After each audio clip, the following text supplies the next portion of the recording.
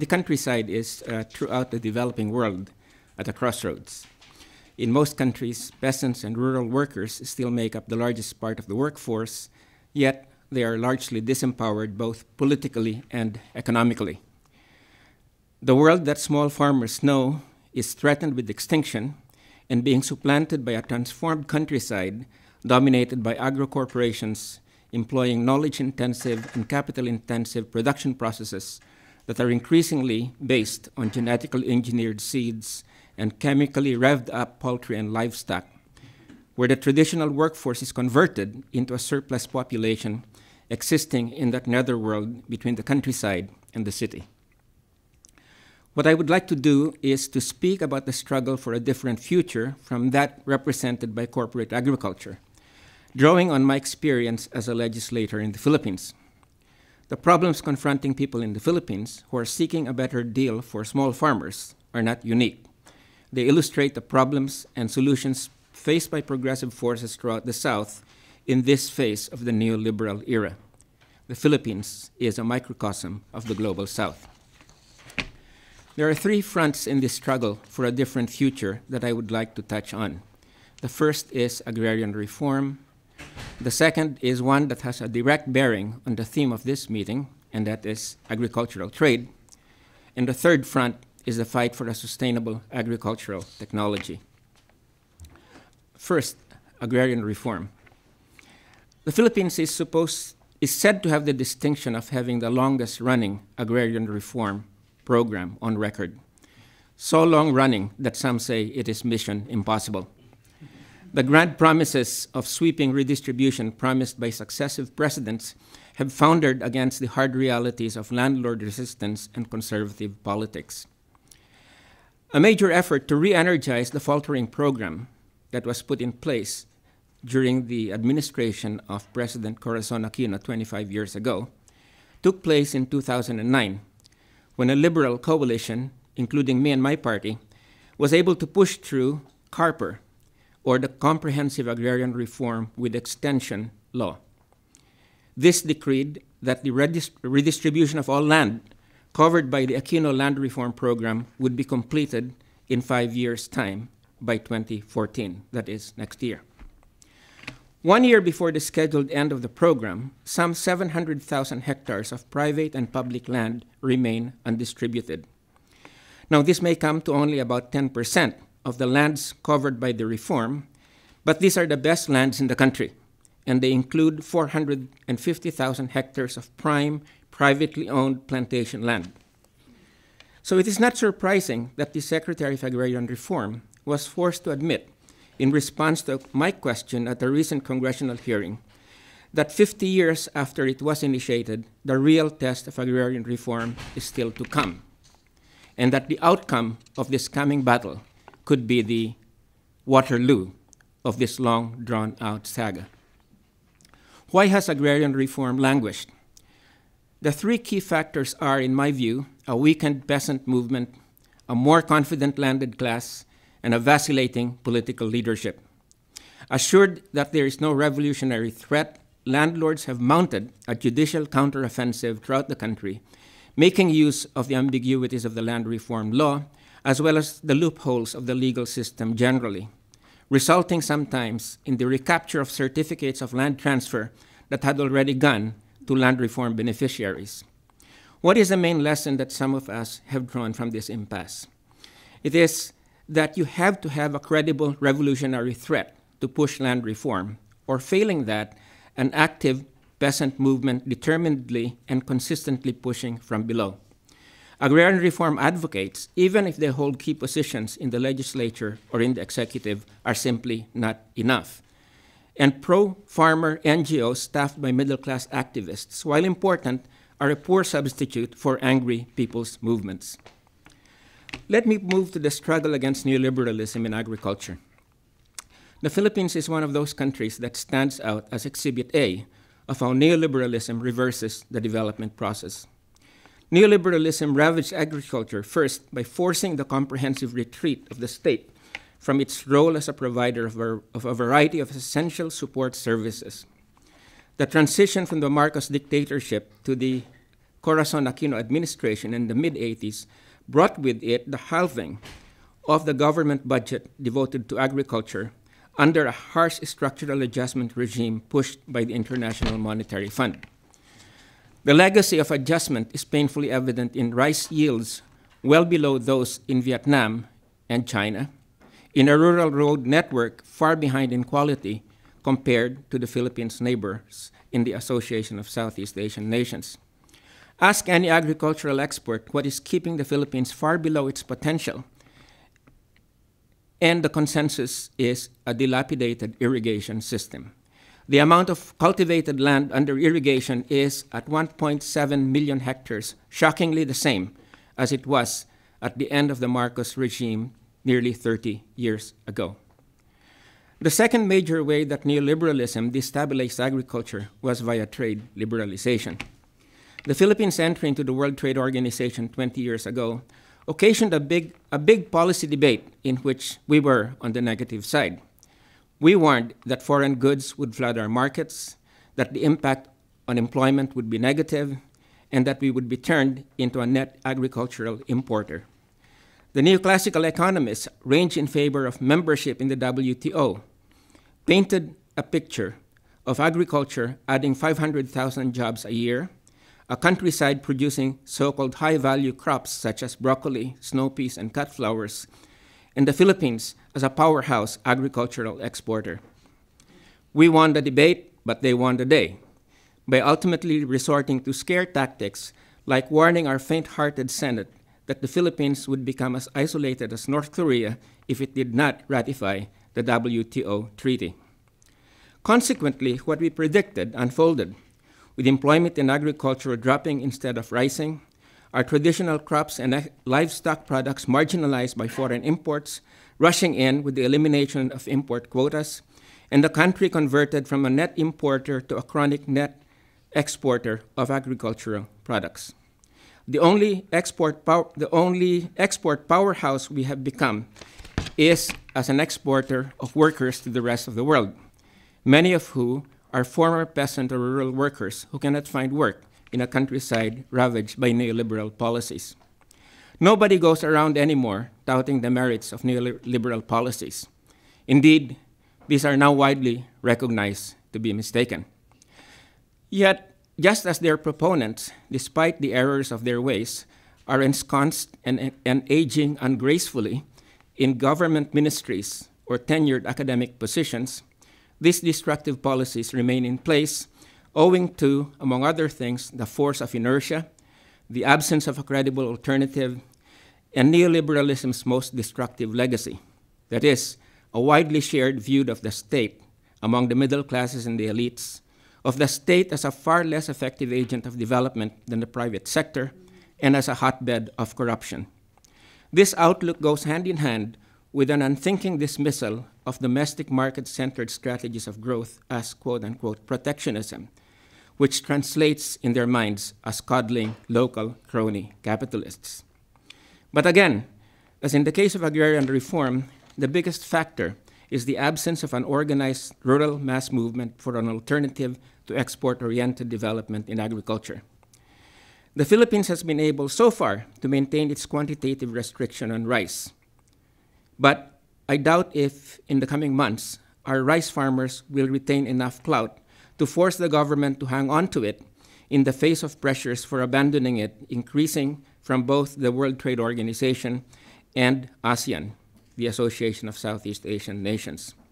One can only envy the rice and other farmers' lobbies in Thailand, which can force the government to enact protective measures for them via the threat of throwing out their parliamentary representatives in the elections or through civil disobedience. Meanwhile, even as neoliberalism has lost its bloom, our technocrats tell the people that the country has no choice but to live up to its treaty commitments and achieve its final integration into ASEAN Free Trade Area by 2015. The engineer is dead, but his lifeless hand continues to hold the throttle that will take the train over the cliff. With all tariffs dropping to zero or near zero, the final phase of this classical neoliberal agreement is expected to deal the final blow to the country's industry and agriculture.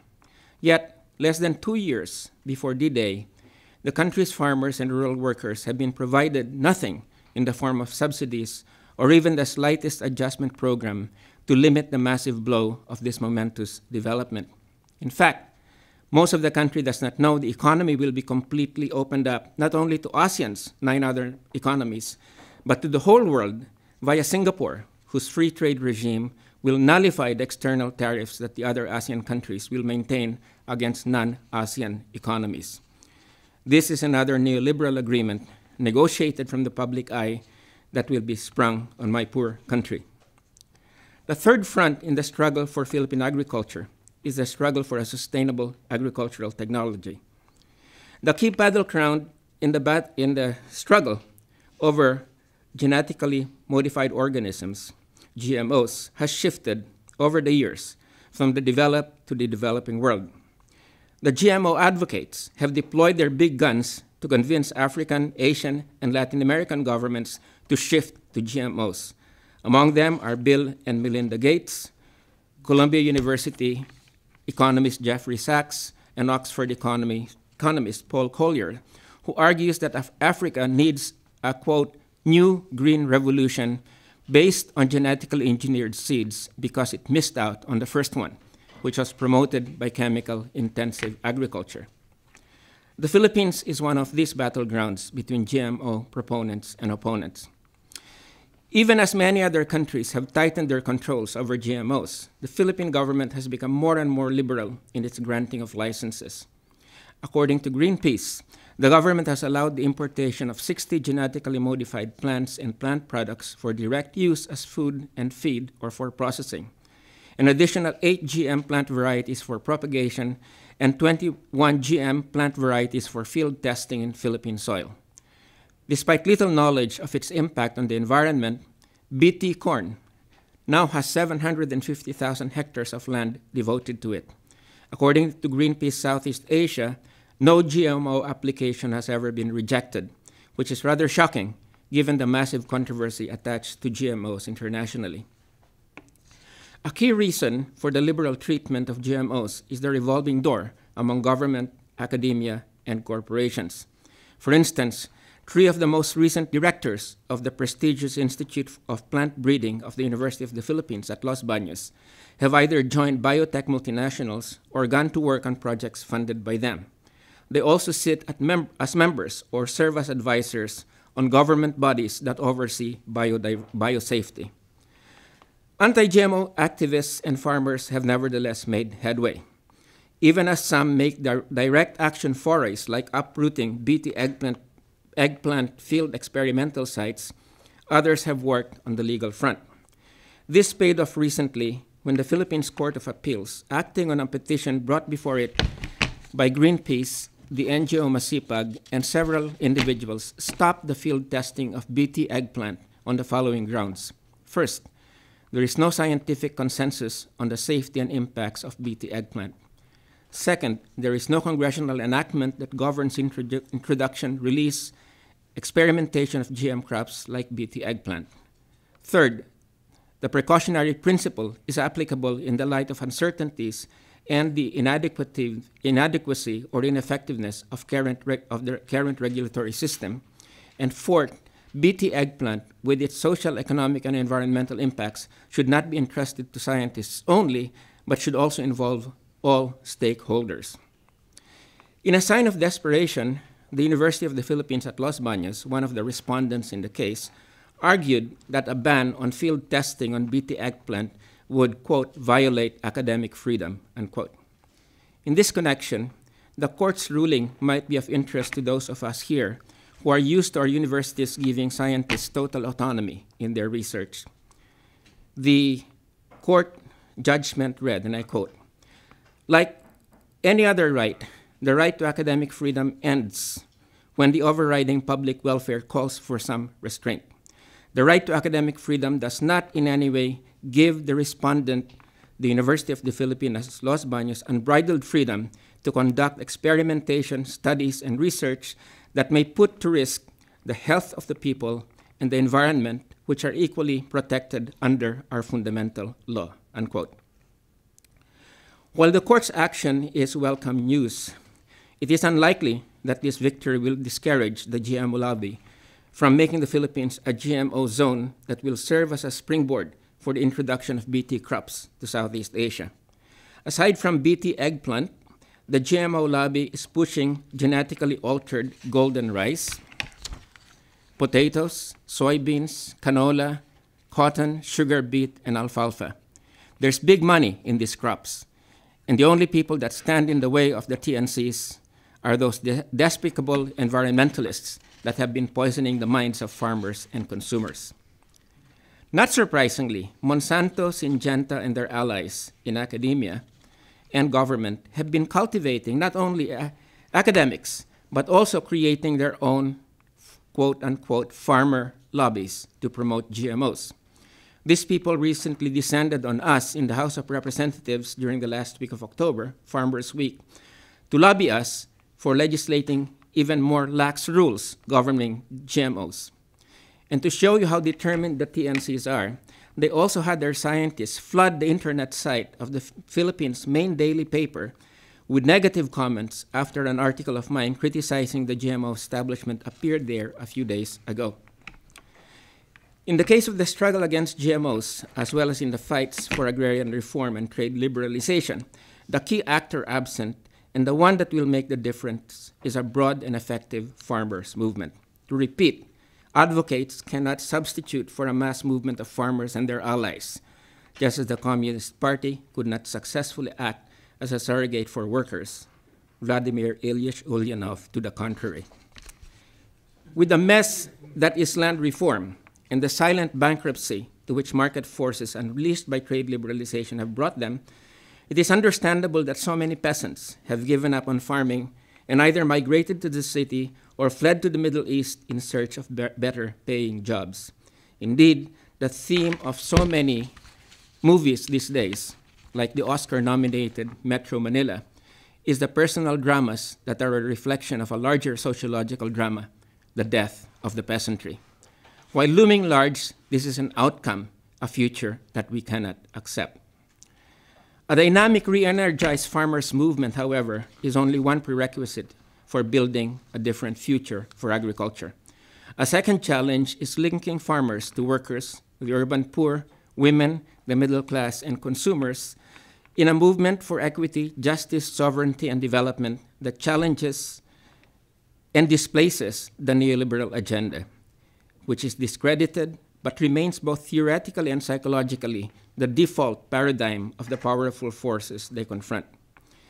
Related to this is, to borrow the memorable words of one unmemorable American president, quote, the vision thing, unquote.